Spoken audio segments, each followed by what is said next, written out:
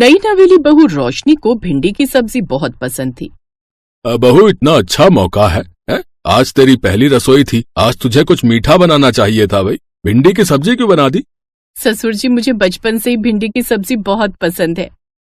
वैसे भिंडी की सब्जी तो हमें भी बहुत पसंद है, लेकिन बहू तूने जो आज भिंडी की सब्जी बनाई है ना, इसका स्वाद बिल्कुल अलग है। ऐसी भिंडी की सब्जी हमने आज तक नहीं खाई।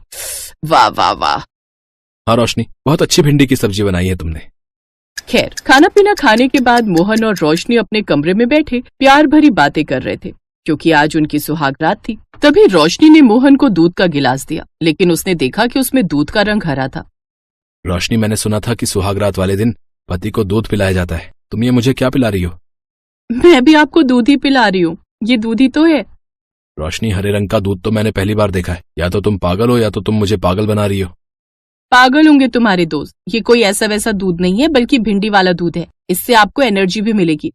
खैर, किसी तरह मोहन ने वो दूध पिया और सुहाग रात मनाई। अगली सुबह उठकर उसने सभी के लिए चाय बनाई, लेकिन चाय में भी उसने भिंडी डाल दी थी। बहू, ये अब कुछ ज्यादा ही हो रहा है, तूने चाय में भी भिंडी डाल दी। सासू माँ, मैं बिना भिंडी के कुछ भी नहीं बनाती। इसका मतलब तुझे तो भिंडी की मिठाई भी बनानी आती होगी। सासू माँ, आपको कैसे पता चला? मैं भिंडी का हलवा, भिंडी के पराठे, भिंडी की बर्फी, भिंडी के पेड़े, भिंडी के समोसे सब बना लेती हूँ। उसकी बातें सुनकर सभी लोग जोर जोर से हंसने लगे। खैर, मोहन खेतों पर काम करने चला गया। तभी उसके सास ससुर ने देखा कि रोशनी अपने घर के बाहर आंगन में कुछ पौधे लगा रही थी। बहू, ये क्या कर रही है तू?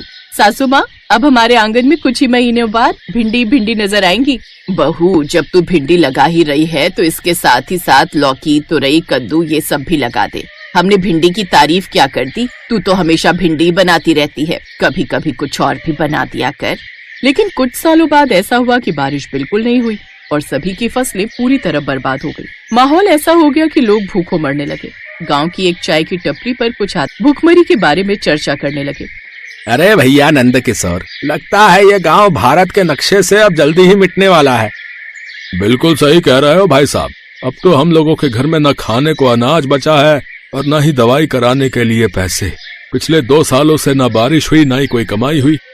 तभी वहाँ पर भागता हुआ मोहन आ गया। अरे नंद किशोर चाचा, तुम यहाँ बैठे हुए हो, जल्दी से अपने घर में जाओ। तुम्हारे माँ बाप अब इस दुनिया में नहीं रहे। मोहन की ये खबर सुनकर सभी के रोंगटे खड़े हो गए। नंद किशोर ने अपना पूरा परिवार खो दिया। धीरे धीरे गांव के और भी लोग अपनी जान गंवाने लगे।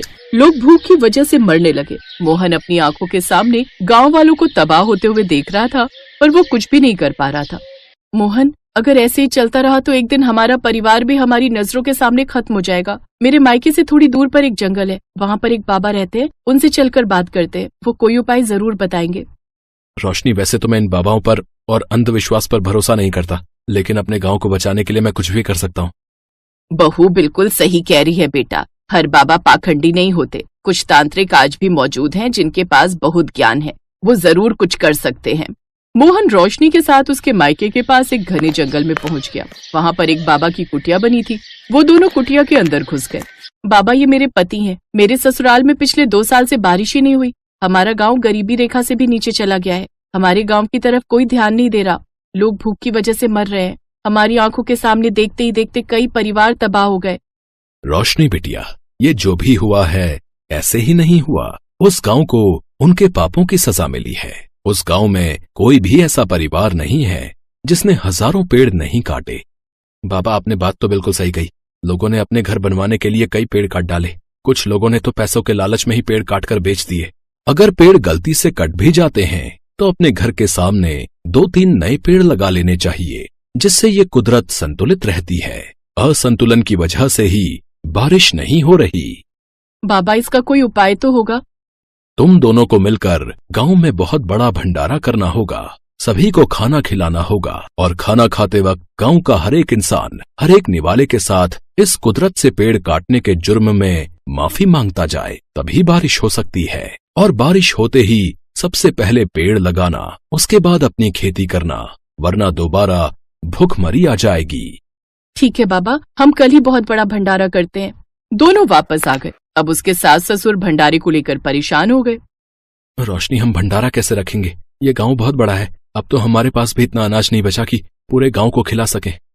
बेटा, अगर बाबा जी ने बताया है तो हमें किसी भी हालत में यह करके देखना चाहिए। क्योंकि इसके अलावा हमारे पास कोई दूसरा रास्ता नहीं है।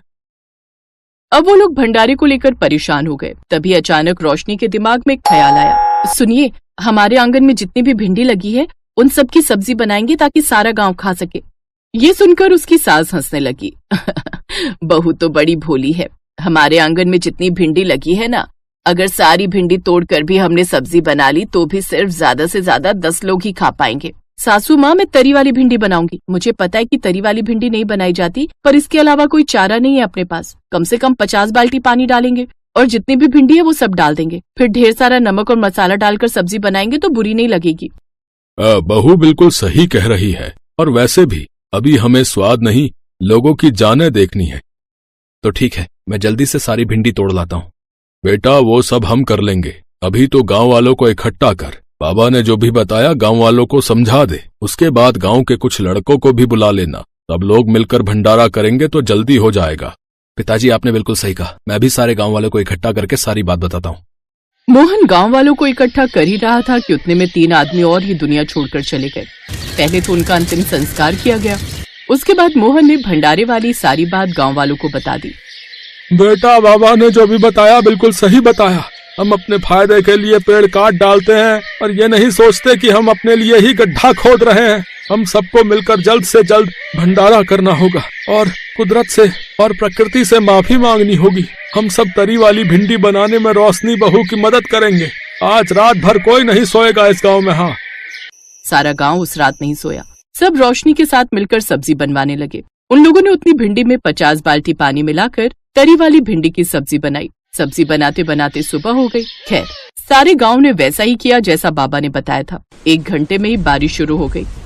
अब जल्दी से भंडारा शुरू करते हैं, लेकिन गांव वालों याद रखना, हर निवाला अंदर लेते समय उन पेड़ों को काटने के लिए कुदरत से माफी मांगते रहना। अगर एक भी निवाला बिना माफी मांगे खाया तो ये भुखमरी कभी खत्म नहीं होगी और ये गांव वीरान हो जाएगा।